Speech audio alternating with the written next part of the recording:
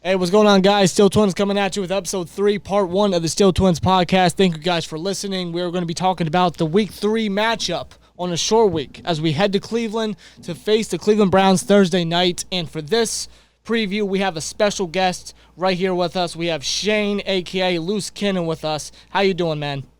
Oh, wonderful. It's great to have you guys on here. I'm honored to be on here. I'm glad to see your page have grown over these years. I just saw y'all had over 9,000 subscribers. So congratulations. I've been following you guys for many years now. I enjoy your content. I just love being able to interact with y'all as a rival fan, but also share like a mutual respect.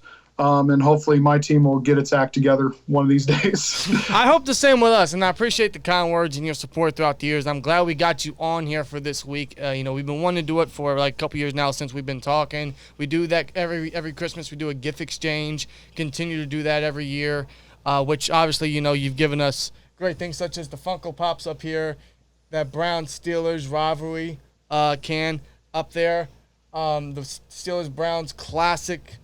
I think it's like a book or a magazine or something from the 50s. It's incredible. So I appreciate all that.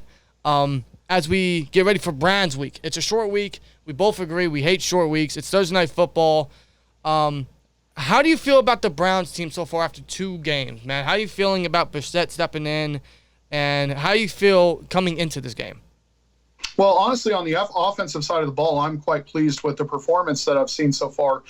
Nick Chubb has been utterly brilliant, as always. I believe he has over 200 and some odd rushing yards, 3 touchdowns. Kareem Hunt's been great for that 1-2 punch. Jacoby Brissett looked a little bit shaky in the first game, but I think he was just shaking off the cobwebs, and he's been competent. He's been wonderful. He's been making all of his reads. And minus that interception, which I don't really put any blame on him, that last game, that was just, with like 8 seconds left, just trying to make something happen. He's been great to watch. The offensive line, we've had some injuries with Conklin out. They've been doing their job and opening up holes for Nick Chubb and Kareem Hunt. And as for wideouts, Mari Cooper has been getting open. He's been doing his job. Donovan Peoples-Jones is making, some difficult catches. Yet to see much from Anthony Schwartz. And tight ends, Njoku's been making great blocks. Harrison Bryant's been making some catches. So offensive-wise, I'm very confident in them to do what they need to do what is asked from Coach Stefanski. Yeah, especially since T.J. Watt is out for this game and will be out the next couple weeks for the Steelers. And normally Watt has great games versus the Browns. We usually call him one of the Browns killers alongside Ben. That is not the case for either game, so you might have a little relief in that aspect. And with that being said, I'm not as confident coming into a Steelers-Browns game as I normally would, which is weird because, I normally when Steelers fans look at the Browns, they look at not necessarily an easy dub, but more so we can kind of expect a W, but with this Browns team, I'm not expecting that because you guys are much better than previous years. Kevin Stefanski's a great head coach. Your run game absolutely scares me. It's the best 1-2 punch in the league. Yep. Nick Chubb alone is a top 3 running back. I'd argue top 2. Yeah, he's had a great start to the season. And I with T.J. Watt out, I don't know how our run defense is going to stop Chubb or even Kareem Hunt at that, but they have to figure something out, that's for sure. Right. Now, I hate to say this. Actually, I don't because it's hilarious. You know where I'm going with this. How do you feel about listening? How you feel about listening to Joe Flacco? Oh my God, dude! Joe Flacco, I see that man in my nightmares. We are he is 18-3 against us. Like, that guy has haunted me for like the last decade and a half. And he came back, and like a lot of Browns fans on Twitter, they were all like, "Oh, dude, we're facing Joe Flacco. Like, we were able to shut Baker Mayfield down. We should be able to shut down Joe Flacco. He's 37 years old. No problem." I'm like, dude, that guy's record and his history is horrifying. Do not underestimate your opponent. I don't care who they are, any given Sunday. And he showed right there, And going into this game, I'm worried about our defensive side of things, not necessarily the defensive line, although Jadeveon Clowney's out. Would you like me to go into our defense? Sure, because the reason why I bring up Joe Flacco is because how do you feel going against Mitch? He hasn't looked great at all, honestly, these past few weeks. There's a lot of Steelers fans already begging for us to bring in Kenny Pickett. I say calm down, give it more time. I'm not saying Mitch is going to get better because I don't know that. Right, I don't know what this offense is going to do. I don't know what to expect from this offense. I know for sure that the problems at hand right now for the offense right now is our offensive coordinator, Matt Canada, and Mitch Trubisky. They're both not executing at all. Yeah. Canada is running certain new things with his scheme, which could be working if Mitch would be a little bit more aggressive. Mm-hmm. And that's my big thing with this game is not only Mitch, but the entire offense has to be aggressive. But how are you feeling about your defense against our very weak offense that has only scored 2 touchdowns in 2 weeks? That's it. Well, that's the thing. Like, you guys have 2 passing touchdowns, correct? Yes. Okay, with Mitch Trubisky. One thing I will say is I agree with you, saying, hey, don't rush Kenny Pickett out there. As someone that roots for a team that has ruined many a young quarterback, I say, leave that veteran in and keep training Kenny Pickett, so that he can keep developing properly so he doesn't, prematurely go out on the field. I watched him in college. I was really impressed. I like Kenny Pickett. I'm a Kenny Pickett fan. So I hope he does well, except against us. So I wish him, good fortune in the future. Just don't rush him. But as far as like our defensive line has been pretty good again with the attacking the, stopping the rushing attack. As we saw, like we limited Christian McCaffrey pretty well, and last week we limited the Jets rushing attack pretty well. Our defensive line has been able to, make breakthroughs and get the sacks needed. I think last week, Jadeveon Clowney, who's going to be out this game, his backup is Alex Wright. Have you guys seen much about Alex Wright? All I know is he was a 3rd rounder, I believe, this year. I have not seen much of him. Is there anything we can expect against the Steelers offensive line that I must say is actually improving? They're showing improvement.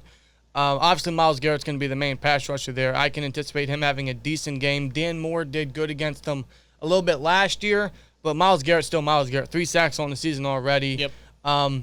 This pass rush against Mitch, I know Mitch can still make magic out of being pressured because he's shown that elusiveness. Mm-hmm. He's shown a little mobility.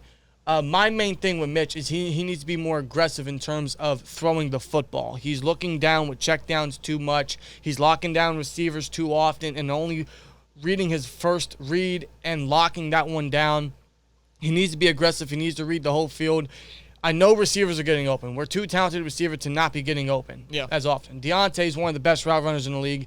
George Pickens, we need to get Pickensburg going for sure very soon. He only has 2 catches on the year. It's a slow start for him. I don't think that's entirely his fault or his fault in general. Chase Claypool in the slot's a mismatch. So Mitch needs to have a better game. He needs to be more aggressive. This entire offense is more aggressive. And I think we got to open it a little bit by starting the rushing attack with Najee. Najee had a good game statistically, but if you look at the film, which we've seen a little bit, there were holes that were created. He was missing holes. I saw that too, on the halfback stretches. Yeah. There was a wide open hole, and he just kept running for the one that was clogged up with traffic. If he would have veered to the right, he would have had nothing but grass.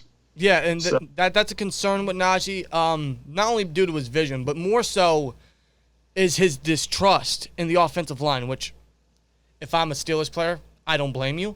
But honestly, that as well concerns me. You need to start gaining trust in your big guys, in your line, to get you holes, and you need to take advantage because the bouncing around a little too much and the poor vision and even the distrust, which I think is a big problem, needs to be, calmed down a bit from Najee. He needs to just relax, trust his linemen, find holes, and get big runs because we need to get a running game going, and that's really going to open the offense a little bit. The main key for this offense, in my book, for the Steelers, is you have to be aggressive. It's time to be aggressive. It's 2 weeks. You only scored 2 touchdowns, 1 in each game. That's despicable. That's not how you win football games. No. It's good that the defense has limited the offenses we faced so far, but we're facing a rushing tandem that is, again, the best in the league.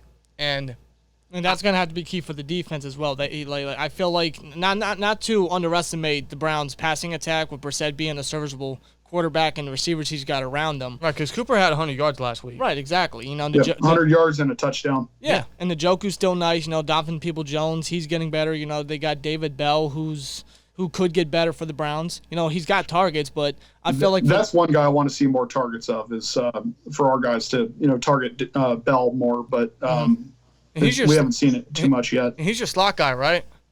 Yes. Okay, yes. I thought so. Well, I want to point this out is that last week the pressure from our pass rush was zero. There was no pressure. There was no pass rush whatsoever, and most of that had to do with Watt being out. That's going to happen again this week.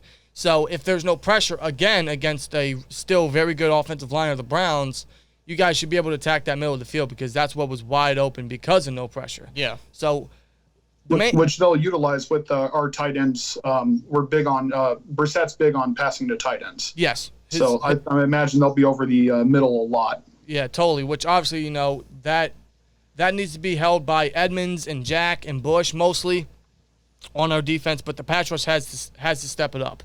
The front seven itself has to step it up in terms of stopping the run. Yes, especially stopping the run. I think that's the main key for the defense. And then obviously we got to get to Brissett. We have to, force pressure, force mistakes. Brissett is very serviceable. We got to get to him when the ball's in his hands. Mm-hmm. And then the offense has to be aggressive. That's my keys. How are you feeling about this Browns team? What are your keys to victory versus a Steelers team here that's still questionable? One of the biggest things I would say is try to rattle Mitch Trubisky. Yeah. Make those breakthroughs, let Miles do Myles Garrett things, because we're going to be hurting without Clowney on that other side. Now, Alex Wright is wonderful. So far from what we've seen, Alex Wright is very good at batting down the ball, and he's also very good at stopping the rush attack.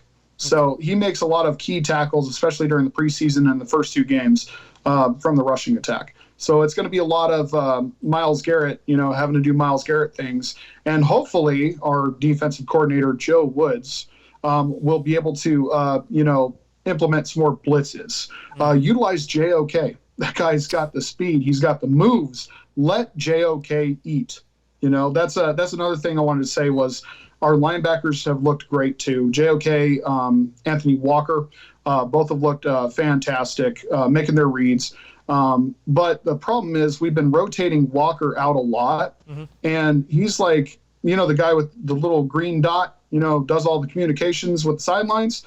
Whenever we rotate him out, our communication seems to collapse. And that's, I think, something that we've witnessed a lot with our secondary, who our secondaries normally are strong point. With Denzel Ward out there, with Greg Newsome out there. They've usually been our strong point, but guys that have made misreads on, no communication. We've been running into those issues lately. Like week one, Baker Mayfield had 2 long bomb touchdowns from, Baker Mayfield. Week 2, we saw last week a long bomb touchdown uncovered because of communication breakdowns, which I don't know if it's a lot of Browns fans are blaming Grant Delpit. I don't like to blame a guy, but if that's what a lot of people are observing, that he's not making the proper communications and is missing things, Mitch Trubisky can probably eat, if that's the case. I sure hope so. And, the thing with both teams, and this is another reason why no one likes short weeks, is there's little time to improve on your previous mistakes from the last game. Yeah. So I'm hoping the Steelers can definitely take advantage of that. And with our point of being aggressive, I mean, like you said, Baker had 2 bombs in week 1. Joe Flacco just threw for 4 touchdowns. Yeah.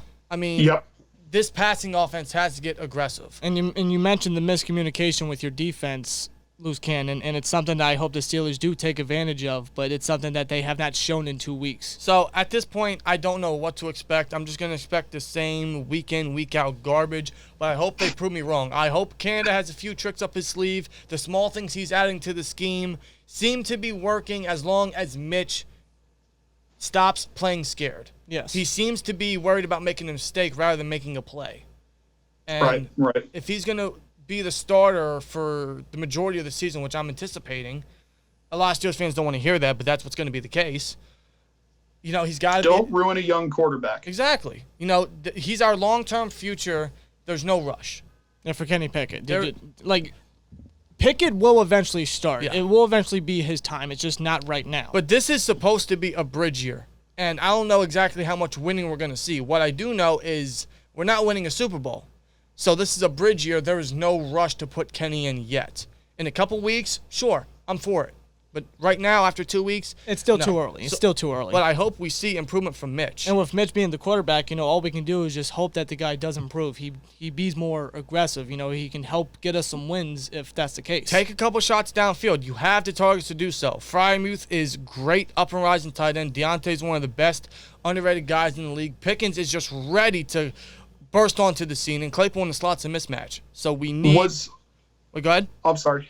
Was Pickens that guy that had that like Odell Beckham style catch? That was Deontay in week 1. Okay, that was Deontay against the Bengals. Yeah, I remember seeing Pickens is the one that's like very aggressive, pushing defenders off of him, right? That is okay. Pickens. That's okay. Sorry, not my team. No, that's great. But I mean, if I'm Greg Newsome, I'd probably watch out for George Pickens being pushed down. So let me just say I know that. Greg's pretty scrappy, man. He is. Greg's pretty scrappy. He was able to cover Jamar Chase. Like I think him and Denzel Ward were the guys that were able to like shut Chase down that week. We hit the Bengals in the mouth. I noticed that. That's true. You guys got a good cornerback tandem. So if the offense steps it up, it should be a very fun matchup. Otherwise, we could see another defensive battle here. All in all, I hope the Steelers obviously win, and I'm sure you obviously hope the Browns win, but we'll see. It should be a fun matchup. Thursday night football, prime time. It's Steelers versus Browns week. It's gonna be fun, man. I'm gonna definitely enjoy it. I'm looking forward to hopefully get this bad taste out of my mouth after watching that Jets debacle. And I'm sure you guys are hoping to get over that Pats loss. That's a real bummer. Yeah, the feeling is mutual for a lot of things, honestly, with both of us, which is hilarious. But that's AFC North. Every team in AFC North lost last week, and we're about to have two teams facing each other, hoping to gain a win back. So it should be a fun battle. Rivalry week. Nonetheless, it's definitely going to be a brutal affair between two rivals right here. Yes, it is. AFC North football, you always got to love it. You got to watch. Thursday Night Football. Luce Cannon, again, appreciate your time and your thoughts for this week. Glad to have you on for Browns week. Good luck to your team, sir, but we hope you lose. Sir. Hey, may the best team win, guys.